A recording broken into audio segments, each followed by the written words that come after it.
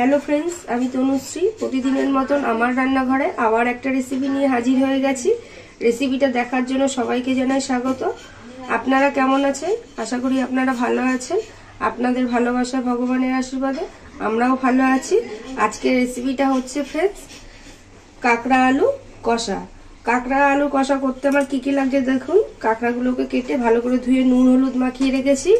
আলুগুলোকে এরকম ছোট ছোট করে কেটে রেখেছি। মশলার থালিতে আছে পেঁয়াজ কুচানো, টমেটো, নুন, হলুদ, ধনের গুঁড়ো, জিরের গুঁড়ো। ফোড়ন দেওয়ার জন্য আছে লং, এলাচ, দারচিনি, তেজপাতা আর গোটা জিরে, লঙ্কার গুঁড়ো আর আছে সরষের তেল। আগে থেকে গ্যাস অন করে কড়াই বসিয়ে দিয়েছি। খালি কড়াই গরম হয়ে গেছে। কড়াইতে তেল দিয়ে দেবো। তেলটা গরম হওয়ার জন্য একটু সময় নেব। তেল গরম হয়ে গেছে, আলুগুলোকে ভেজে নেব।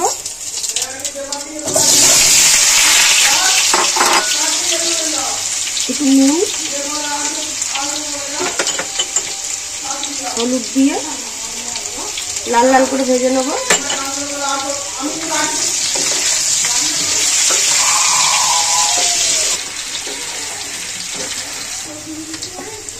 আলুগুলো লাল লাল করে ভাজা হয়ে গেছে, আলুগুলোকে তুলে নেব।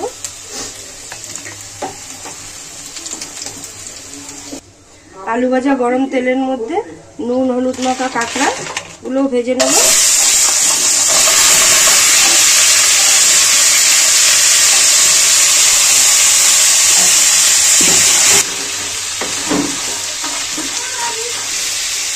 কাঁকড়াটা ভাজা হয়ে গেছে, কাঁকড়াটাও নামিয়ে নেব।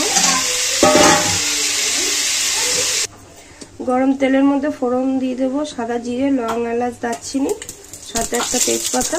ফোড়নটা ভেজে নেব।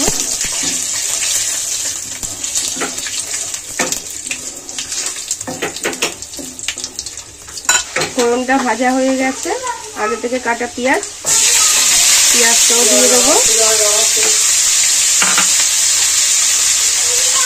পেঁয়াজের মধ্যে একটু নুন দিয়ে দিলাম যাতে তাড়াতাড়ি ভাজা হয়ে যায় পেঁয়াজটা।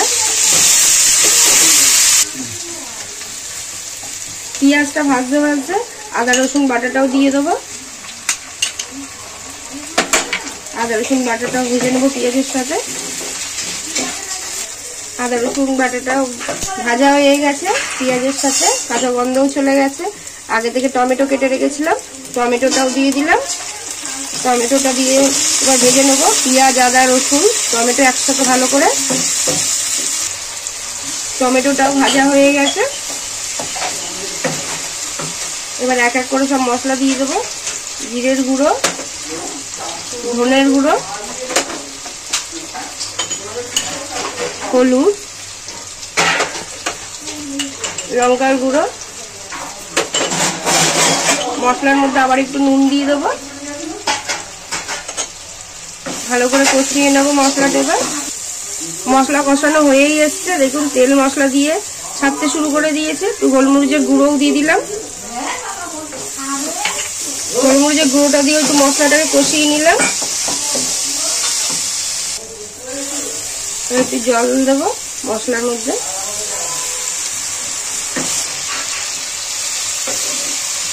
মশলা তো ভালো করে কষানো হয়েই গেছে।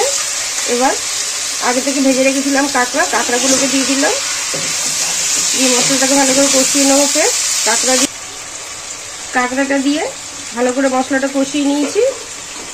আগে থেকে আলু ভেজে রেখেছিলাম, আলুটাও দিয়ে দেবো। নাড়িয়ে নেবো আলুটা দিয়েও।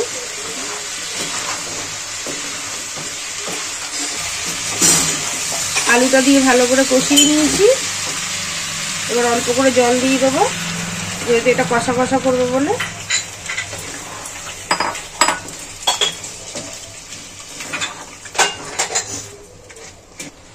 পরিমাণ মতন জল দিয়ে দিয়েছি। এটা ফোটার জন্য একটু সময় নেব।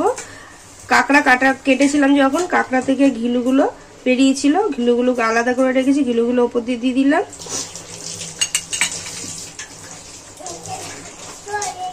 ব্যাস, ফোটার জন্য সময় নেব। ব্যাস হয়েই এসছে আলু কাঁকড়ার কষা। নামানোর আগে স্বাদ মতন আবার একটু নুন দিয়ে দেবো।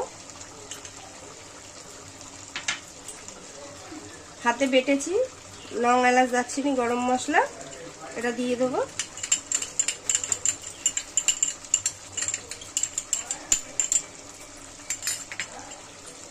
ভালো করে নাড়িয়ে মিলিয়ে নেব। ব্যাস রেডি আমার রেসিপি কাঁকড়া আলু কষা। এবার আমি নামিয়ে নেব। এই কাঁকড়া রেসিপিটা যদি দেখে ভালো লেগে থাকে তাহলে একদিন বাড়িতে এরকমভাবে আলু দিয়ে কষা করে দেখতে পারেন। আশা করি আপনাদের খুব ভালো লাগবে গরম ভাতের সাথে। প্রতিদিনের মতন ভালোবেসে, শেষ কথা একটাই বলবো, ভালোবেসে লাইক, শেয়ার, সাবস্ক্রাইব করে দেবেন। ভালো থাকবেন, সুস্থ থাকবেন। Thank you.